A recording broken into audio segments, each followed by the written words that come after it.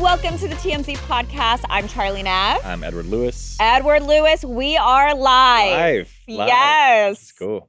Edward is one of the top dogs at TMZ Sports. He's filling in for Charlie Cotton today, who is MIA. Hope you're okay, Charlie. Stay safe out there. Where's that? But we've got a lot of stories to talk about today. We're going to be starting with Justin Baldoni. This is the beef that is never going to end.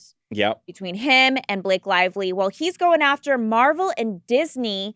He's got some receipts. He's warning them to hold on to all documents related to the various characters Ryan Reynolds played, obviously Blake Lively's husband.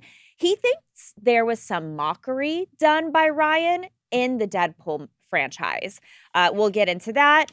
Then we're going to get into Danny Trejo. We did an interview with him, and he is calling out Kim Kardashian for pushing causes during the LA wildfires, specifically regarding the inmates that have been working on the fires as firefighters. And he's got some interesting comments to say about that. In related news to the wildfires, Paris Hilton helped a cat reunite with its family after being displaced from the wildfires. We'll get into that happy story. And lastly, big news with Drake. He has filed a federal defamation suit against UMG over Not Like Us, and he is not backing down. Before we get into the stories, I want to remind you guys, we are live, Edward. Exciting. It's thrilling. And we will be funneling through your guys' comments. So if you have anything you want to say about the stories that we're going to go over today, please let us know. Or comments about Edward and I, about the podcast. Right. Any suggestions, comments, questions, concerns. Our great, amazing producers over here, Branson and Wild, they're going to be going through and they're going to be plucking out comments for us to read at the end of this. Starting off with Justin Baldoni.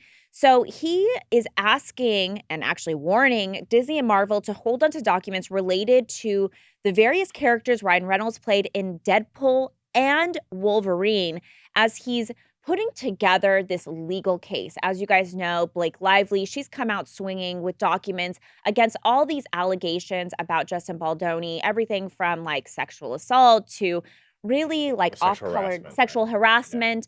And just off-colored comments that she claims he made. Well, now Justin's lawyer, Brian Friedman, has fired off a legal letter, which we have seen. This legal letter was sent to Marvel and Disney. They indicated that Justin believes Ryan was openly mocking him in a scene from the release of the movie in July last year. So in this scene, Ryan plays a character called Nice Pool, and he drops a line, "Where in God's name is the intimacy coordinator?" This kind of, Justin believes, was a throwback to what's been going on with Justin and Blake. Remember, Blake said in her documents that she felt like Justin wanted her to take off her shirt in a scene where it didn't require that or ask for that. She felt uncomfortable. Justin thinks that Ryan included this in his movie, kind of mocking him. Right. Also, the character had a man bun. Justin Baldoni obviously has a man bun in real life. Mm-hmm. There was a feminist comment. Justin Baldoni has said things about how he's a feminist. There was a comment about how Blake's character in Deadpool, how her body snapped back basically after pregnancy, which we know that was a big issue with Justin and Blake on set. We have been told that there was, Blake felt that there was some body shaming because she had given birth. And just in general, he just felt like his character was mocking what was going on in real life with Justin and Blake. So, and, Ryan did wear multiple hats in the movies. He was a writer, he was a producer, he was obviously the star of Deadpool and Wolverine. So it's very possible that maybe he had his input into the lines and the writing. But yeah, it's just getting messy. I got so many thoughts on this. I initially thought that this whole drama between the two was to drum up interest in the movie, right? Remember that they were on set and they were two actors and we saw them beefing on we got pictures of it and we knew they didn't like each other. At the time, it just appeared like come on, like that you guys are adults, right? Right. And then that came out, right? Well, then the lawsuit that Blake filed just so happened to coincide with its big release on Netflix. And I was like, okay, you thought it was like promotional related. Both of these just seem too much. And then now though, this is getting so murky that it does feel real, but I'm also so curious as to why we're at this point. I thought Baldoni's like kind of main gripe against Blake was trying to prove himself that he's not a sexual harasser and he's not some sort of monster. Right. And now we're getting into the nitty-gritty of a Deadpool comedy. Yeah. Well, he claims to, or at least we had been told that Justin believed that Ryan was like scolding him. Yeah. And we know that Ryan kind of inserted himself in the movie that Blake and Justin had. And obviously Justin was the director of that movie. But Ryan came in and like wrote some things, which, look, there was a writer's strike at that time. So right. I kind of get why Ryan would want to help out for this movie. But, I think that people around Justin probably felt like he's inserting himself. Why? Justin's got this under control. But it doesn't do much for Justin, in my opinion, in the court of public opinion, right? Because to go after the allegations are simply that he sexually harassed and was inappropriate on the set of, what is it called? Not Like Us? What? Or no, Not Like Us. It ends with us. It ends with us, Not Like Us. Those are the allegations against him. And now he's like building up this, Ryan Reynolds is a dick too. Yeah. Who cares? We're not. And then it just seems like now he's trying to get money from Ryan. But I thought the whole point of this was to like kind of, no, I didn't do this. And Blake is the bad person. Not that Ryan made fun of me or potentially made fun of me in a funny movie. Like, it's not like this was a serious thing. And he's like, I don't know, man. Justin is losing this battle, in my opinion. Also, we had been told that he was going to come out swinging. Right, that's what I mean. His own lawsuit, but that proves that he's not this monster. And, right. And this is the first indication of it. It hasn't happened yet. Right. This is just some documents before this lawsuit that they're, allegedly crafting together.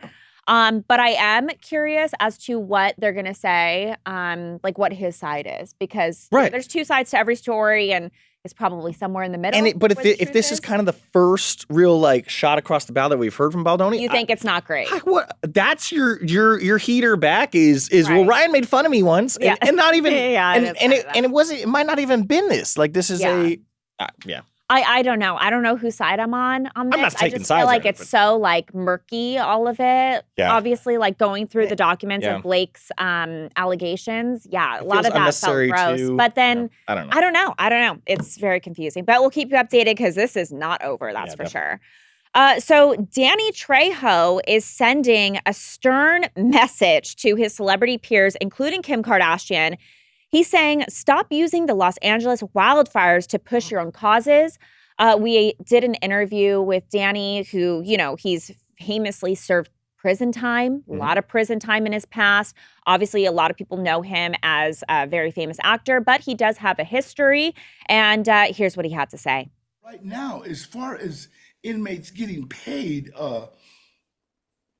pros, cons, whatever, it's like right now, Kim, worry about the people that lost everything. You still got everything, okay? So worry about all the people that are walking around with absolutely nothing but the clothes on their back. Yeah, so what he's referring to is, I think Snoop Dogg and others have been sharing that they actually took some people out of prison with experience of fighting fires to help fight these extremely out of control wildfires that we've been having.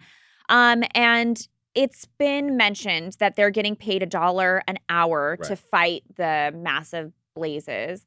And Kim had spoke out basically saying they need more money. They should be paid more. But Danny also had mentioned they're not just getting the $1 an hour. They're also getting time deducted off of their sentence, which is what they actually care about. But to his overall point, we shouldn't be talking anything or discussing anything in his point of view political. We should be focusing on the people that lost their lives and figuring out how to help them. Look, the Kardashians, they have been helping out, first responders and things like that. So they have been involved. They actually were evacuated at one point. I don't know if they're back. But Yeah, I think that's kind of been the big discussion. Like, there's been a lot of backlash against Mayor Karen Bass and backlash against Governor Gavin Newsom. And some people are saying, why are we even talking about this right now? We should be focusing on the fires. But then, I don't know, in my point of view, we focus on the fires and then it's like, you're seeing all the things that went wrong. How can you not turn and blame the people that are in charge? It's a disaster. I disagree with Danny here. I think they're not. You can have one with the other. You know what I mean? Just because I am bringing up a political issue that I believe to be a problem does not necessarily mean I'm forgetting about the people in the wildfires. Totally. And correct me if I'm wrong, but I believe we've done stories on the Kardashians helping wildfire victims over this last week, right? Absolutely. Like whether it's GoFundMe's or donations or whatever. So, so they have been balancing. So it's not as if like she's up there being like, pay the prisoners, and then she's like kicking people down the mountain that have like lost their homes. Like she can do both. And I think that's, to your point, you have to do both in these situations. If you don't call out Karen Bass and Gavin Newsom for their inadequacies here or their ineffectiveness here, you're only going to just repeat it again. You know what I mean? If these people can just skate by doing what they did to lead us to this point, how can you ensure me that in 3, 4, 5 months from now, when more Santa Ana winds pick up or it's 110 degrees here in California, that this is not going to happen again? So I think it's important that you do voice your political problems here while also keeping in mind the wildfire victims, doing what you can to donate to their GoFundMe's and 1,000%. and volunteer and stuff like that. So I disagree with Danny here. I don't. Yeah. I think you can do both. I do think you can do both. Yeah. And as for what he said, that was a huge bill, by the way, on the California. I believe they turned it down. It was a bill whether they were going to pay prisoners or not. So very interesting. But in related news, actually some good, nice stories that have actually come out from the fires, because good Lord, there has not been many. Paris Hilton helped reunite an LA fire victim with their cat. So did you see this video, Edward? So she went to the Pasadena Humane Society, and here's what happened.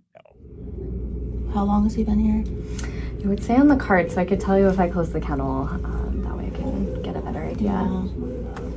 Okay, I love you, buddy.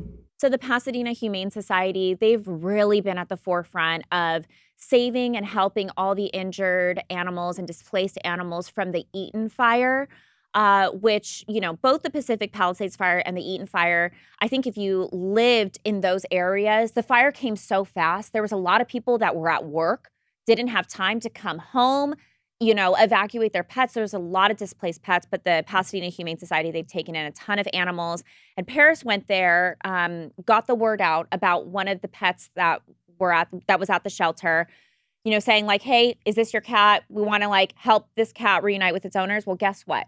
Yesterday, she posted a screen grab from the Humane Society, and they're like, we found the owners. Her video got over 6 million views. So it obviously was the power of social media. Did you read the last line of these notes? What?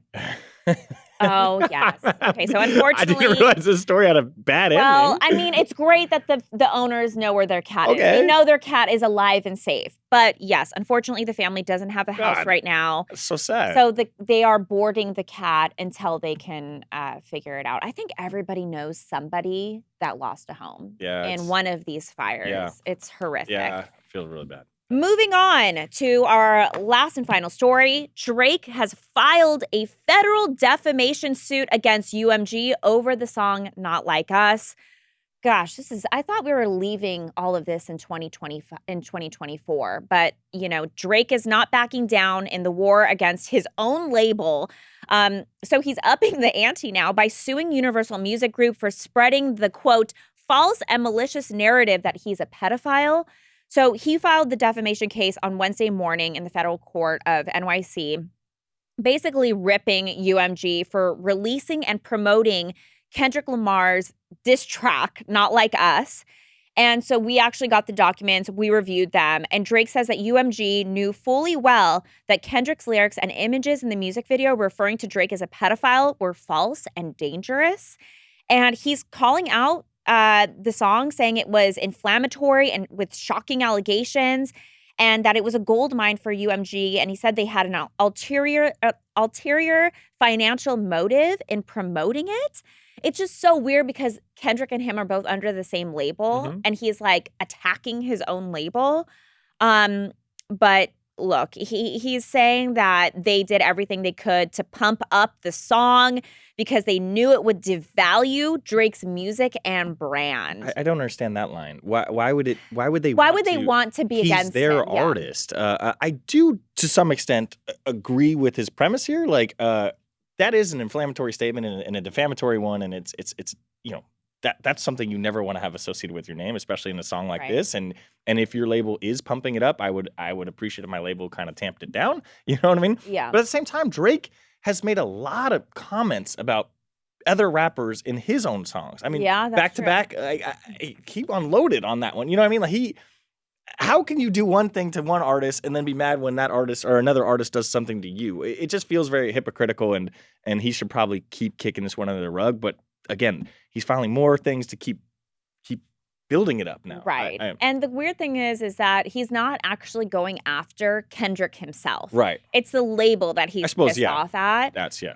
So he said in the lawsuit too, the lawsuit is not about the artist who created Not Like Us. It is instead entirely about UMG, the music company that decided to publish, promote, exploit, and monetize the song. I see his side, but I do think it's probably one of those that like just let it all be. Like this is part of rap, and it's part of beefs, and it's part of rap beefs. And to be honest, his profile has been raised, even though it's been somewhat negative or all negative. Well, I do people think know people a lot. Kind of think he's cringe now. I mean, there's definitely like people. But at the same time, people are still know him more, still following him more on IG, Yeah. still waiting for his new music. The second he drops a diss track or something like that, people are clicking on it. Like it's raised his profile a lot significantly as well. Like sucked for him, but there's no. All right. Well, okay, moving on to our comments for the Justin Baldoni story. Eminem says, just sick of this story. Bratty behavior all around. Agreed. Yeah, I'm kind of sick of it too. David said, this is getting ugly and the story will never end. Richard said, two people who can't stand each other, trying to defame each other. It's really a bad look on both of their parts. Doesn't help either one of them. Yeah. For the wildfire stories about Danny Trejo and also Paris Hilton, Ricardo said, nah, $1 is crazy. Yeah, it is a little ridiculous. You can't even buy anything for $1 these days. Drake said, for the Drake story, Prodicus Prime said, wow, what a crybaby. And Akash said, Drake needs to grow up, goddamn.